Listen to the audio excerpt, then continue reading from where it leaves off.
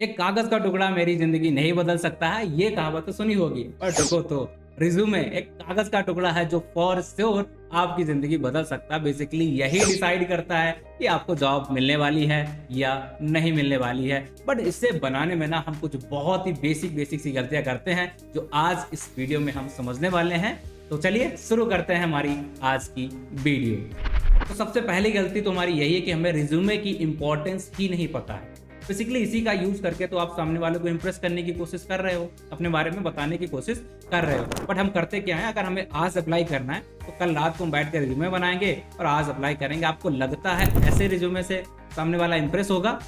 नहीं होगा। सालों लग जाते हैं लोगों को इंप्रेस करने में। आई होप आप समझ रहे हो मैं क्या कह रहा हूँ। जितनी अच्छी आपकी पर्सनालिटी होगी उतनी जल्दी लोग इंप्रेस होते हैं। तो जितना अच्छा रिज्यूमे होगा उतनी ही जल्दी चांसेस हैं कि वो सेलेक्ट हो जाएगा। इस बात को कभी भूलना नहीं है पहले तो आपको। तो चलिए अब शुरू करते हैं हमारी एक एक करके सारी गलतियों को। तो सबसे पहला मेरा आपसे एक बहुत ही सिंपल सा क्वेश्चन है कि अगर आप किसी को इंप्रेस करने जा रहे हो तो आप अपने आप को कैसे प्रेजेंट करोगे? जो आपका बेस्ट होगा ना उसे सबसे आगे रखोगे, फिर वर्स्ट वाला तो उन्हें अपने आप पता ही चल जाएगा, राइट? तो जो भी रिज्यूमे में आपका बेस्ट है, राइट, लाइक आपने बहुत अच्छे कॉलेज से अपनी ग्रेजुएशन की तो उसे पहले डालो। बहुत अच्छी कंपनी से आपने इंटर्नशिप वगैरह कर रखी तो उसे पहले डालो। आपने बहुत अच्छे मार्क्स स्कोर किए हैं तो उसे पहले डालो। बहुत अच्छा प्रोजेक्ट है आपका तो उसे पहले डालो। कोई भी सेट ऐसा नहीं होता है कि आपको ये पहले डालना है या बाद में डालना, नहीं। जो आपका बेस्ट है वही आप पहले दिखाओ, जो आपका वर्स्ट है उससे जितना हो सके नीचे लिखना है, ठीक है? इस चीज को ध्यान रखना। अब दूसरा क्वेश्चन ये है कि आप किसी से मिलने जा रहे हो तो आप अपने आपको बिल्कुल ट्रिम वगैरह सब बिल्कुल फिट फिटा से कर आके जाते हो, राइट? तो रिज्यूमे के अंदर भी हम फालतू की चीजें क्यों रहने देते हैं? मतलब कि जो भी एक्स्ट्रा सा चीजें हैं हम बहुत से सर्टिफिकेट वगैरह 10th की 12th की या ग्रेजुएशन लेवल की चीजें वहां पर डाल के रखते हैं जिससे उस जॉब का कोई मतलब है ही नहीं। बेसिकली इररिलेवेंट जो भी चीजें हैं रिज्यूमे के अंदर नहीं होनी चाहिए। सिर्फ वही होनी चाहिए जो या तो आपकी पर्सनालिटी या आपके जॉब की या स्किल्स को वहां पर दिखा रहा, उसके अलावा कुछ भी वहां पर नहीं होना चाहिए। तो फालतू का कचरा रिज्यूमे से हटा के हमें रखना है।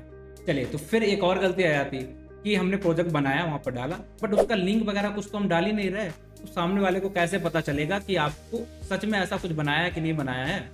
आप किसी को इंप्रेस करने जा रहे हो, आपने बता दिया मेरे पास ये है बट कुछ दिख ही नहीं रहा, तो कैसे मानेगा? नहीं मानेगा ना। तो वही है, लिंक आपको डालनी है। बट एक चीज यहाँ पर और देखना है कि झूठ नहीं बोलना होता किसी को इंप्रेस करने के लिए। तो जो भी आपने सच में काम किया है वही लिंक डालनी चाहिए। और आपने लिंक भी डाली, फिर हम क्या करते हैं, गिटहब मेंटेन नहीं हमारा, लिंक्डइन मेंटेन नहीं हमारा, और अगर हम पोर्टफोलियो बनाया तो वो भी मेंटेन नहीं। तो ऐसा नहीं करना। फिर आप इंप्रेस करने की जगह क्या हो जाएगा, बैकफायर हो जाएगा। और जो आपकी थोड़ी बहुत इमेज बनी थी वो सब बराबर आगे भी कभी मौका नहीं मिलने वाला है। तो ध्यान रखना, अगर आप गिटहब की लिंक डाल रहे हो तो वहां पर मेंटेन होना चाहिए। लिंक्डइन डाल रहे तो वहां पर आप अपडेटेड होने चाहिए। अगर आप पोर्टफोलियो डाल रहे तो अच्छा सा प्रोफेशनल थोड़ा सा दिखना चाहिए। इस चीज को भी हमें प्रॉपर ध्यान रखना। चलिए एक और सिंपल सा क्वेश्चन। आप जा रहे हो बिल्कुल रंग बिरंगे कपड़े पहन के जा रहे हो तो किसी को इंप्रेस कर पाओगे क्या?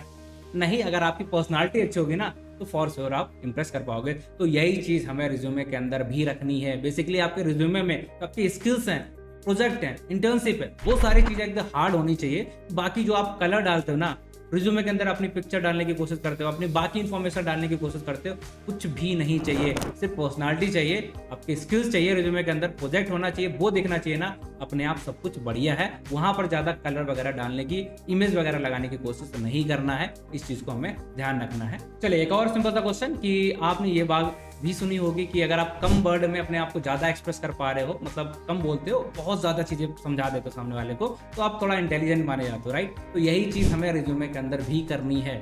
क्या आप फ्रेशर हो बट आप क्या करते हो, 2-2 3-3 पेज का रिज्यूमे बना देते हो। बेसिकली वहां पर आपकी गलती ये होती है कि आपने जो भी एक्सप्लेन किया है या जो भी स्किल वगैरह ऐड की है उन्हें बहुत डिटेल में डाल देते हो, जो कि गलत तरीका है। आपको लगता कि आपका एक प्रोजेक्ट जो है एक पैराग्राफ में लिखा हुआ है, उसे कोई पढ़ने बैठ रहा है वहां पर? नहीं बैठ रहा है। सिंपल सी बात है।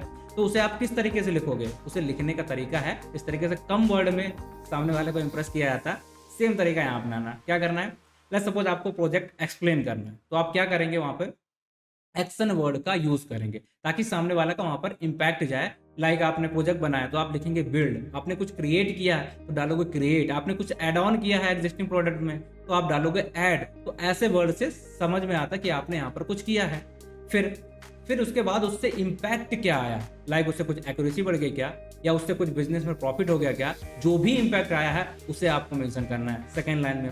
फिर थर्ड लाइन में आपको क्या कर देना है, जो भी टूल्स आपने यूज किए हैं, ताकि सामने वाले को ये भी पता चल जाए कि आपने क्या क्या चीजें आती हैं, आपके स्किल्स के बारे में भी थोड़ा पता चल जाएगा, रेलेवेंट भी लगेगा कि ये स्किल लिखी है, यहाँ पर यूज भी है, तो थोड़ा सा भरोसा आएगा। तो इस तरीके से कम बोलो, कम वर्डों में आपको सब कुछ बहुत ही अच्छी तरीके से समझाना है। तो एक्सप्लेनेशन होता है ना प्रोजेक्ट का, बहुत इंपॉर्टेंट होता है, और वहीं से चीजें बिगड़ सकती हैं और बन भी सकती हैं। तो इस चीज को भी हमें प्रॉपर ध्यान रखना है। चलिए फिर मूव करते हैं हमारी अगली गलती पे। अगली गलती ये कि आपको लगता है एक ही तरीके से आप मल्टीपल लोगों को इंप्रेस कर सकते हो। ऑब्वियसली आंसर नहीं है, बट हम ये गलती रिज्यूमे के केस में तो करते हैं ना। मल्टीपल जॉब है, उनका जेडी बिल्कुल डिफरेंट है, आपका रिज्यूमे एक है, उसी से आप हर जॉब को टारगेट कर रहे हो। ये पॉसिबल हो पाएगा क्या? सोच के देखो, नहीं पॉसिबल होगा। क्यों? क्योंकि जब आप कंपनी में जाते हो, रिज्यूमे डाला जाता है, वहाँ पर एटीएस सिस्टम लगा है। बेसिकली वो चेक करती है कि आपकी कुंडली मिल रही है सामने वाले से कि नहीं। बेसिकली जो एटीएस के अंदर, वो जीडी के अंदर जो कीवर्ड्स हैं, क्या वो आपके रिज्यूमे के साथ मैच कर रहे हैं? अगर मैच होगा ना, तभी तो बात आगे बढ़ेगी। तो हमें ध्यान रखना है, अलग अलग कंपनीज में अलग अलग आपके पास रिज्यूमे होनी चाहिए। डिपेंड करेगा कि जीडी क्या है, उसके हिसाब से आपके रिज्यूमे में कीवर्ड होने चाहिए। तो एटलीस्ट हमारे पास 3 से 4, 4 से 5 रिज्यूमे होने चाहिए, जो अलग अलग आप डिसाइड करेंगे ना कितनी जॉब के लिए आप अप्लाई कर रहे हैं, किस प्रोफाइल के लिए आप अप्लाई कर रहे हैं, उसके हिसाब से आपके हर प्रोफाइल के लिए एक रिज्यूमे होना चाहिए। ठीक है, एक ही रिज्यूमे से हर जगह या हर पर्सन को टारगेट नहीं करता है, सबके लिए अलग अलग काम करता है, राइट। इस चीज़ को भी हमें ध्यान रखना है। अब लेट्स सपोज आपने ये सारी चीज़ें भी कर ली, इसके बावजूद भी आपका कहीं सिलेक्शन नहीं हो रहा, मतलब आपने सब कुछ फालतू की चीज़ें हटा दी, एक प्रॉपर ऑर्डर में डाल दिया, बिल्कुल कुछ भी रंग बिरंगा नहीं किया, उसके बाद एक पेज का कंसाइज सा रिज्यूमे बनाया, बट फिर भी कॉल नहीं आ रही। तो यहाँ पर हमें ये समझना है कि रिजेक्शन और सिलेक्शन का मतलब क्या होता है। आपको बहुत जल्दी थोड़ा सा पैशनेट रहना पड़ता है ना, थोड़ा सा पेशेंस रखना पड़ता है कि भाई आएगा, थोड़ा सा टाइम लगता है चीज़ों को इंप्रेस करने में। इस चीज़ का बहुत ध्यान रखना है। होता क्या है, एक सर्वे से बताया गया कि आपको 30 से 40 जगह अगर आप अप्लाई करते हो तो एक बार आपको कॉल आने के चांसेस हैं। ये एक एवरेज है, बेसिकली आपके में कम भी हो सकता है और थोड़ा ज़्यादा भी हो सकता है। और एक चीज़ और यहाँ पर मैटर करता है कि आपकी फील्ड क्या है, आपका डोमेन क्या है। अगर वहां पर बहुत ज्यादा कंपटीशन है तो ये रेशियो 30-40 से बढ़ के 60-70, 80-90, 100 तक भी जा सकता है। बहुत बार ऐसा देखा गया है, जिन लोगों ने 1-1 करोड़ या बहुत बड़े बड़े पैकेज फोड़े, बट उनको पहली जॉब या पहला कॉल आने में 70 जगह उन्होंने अप्लाई किया था, उसके बाद आया। तो थोड़ा सा पेशेंस इंप्रेस करने में भी और जॉब का कॉल का आने में भी लगता है। तो इस चीज़ का भी हमें ध्यान रखना है कि थोड़ा सा वेट करो। और एक चीज़ और ध्यान रखनी है, करना क्या आपको, तो 3 से 4 महीने, 5 से 6 महीने, जितना भी आप सोच सकते हो, उसमें आपको रेगुलर बेसिस पे 4-5 कंपनी रोज अप्लाई करनी है। उसके बाद डिसाइड करो कि कुछ चेंजेस करने या नहीं करना। ऐसा नहीं कि 2 जगह अप्लाई करा, कुछ कॉल नहीं आए तो फिर उसमें चेंजेस करते घूम रहे, नहीं। थोड़ा सा वेट करो, अप्लाई करो, उसके बाद आप देखो कि रिस्पॉन्स आ रहा है कि नहीं आ रहा, उसके बाद डिसाइड करो। सो आई होप ये प्रॉपर एक स्टोरी जो है कि सामने वाले को कैसे इंप्रेस करते हैं, वही सेम स्टोरी हमारे रिज्यूमे के केस में होती, और इससे आपको सब कुछ समझ में आ गया है। अगर कोई डाउट बचा है तो भाई कमेंट सेक्शन है ना, वहां पर पूछ लो। बाकी कुछ दिक्कत है तो नीचे आपको इरॉन का लिंक मिल जाएगा, वहां पर आके आराम से चैट करो, बात करो, वहां पर बताओ क्या दिक्कत है। तो thank you guys for watching the video. बाकी अगर कोई दिक्कत डाउट है तो बस कमेंट है आपके लिए, मिलते हैं वहां पर। Thank you guys, thank you.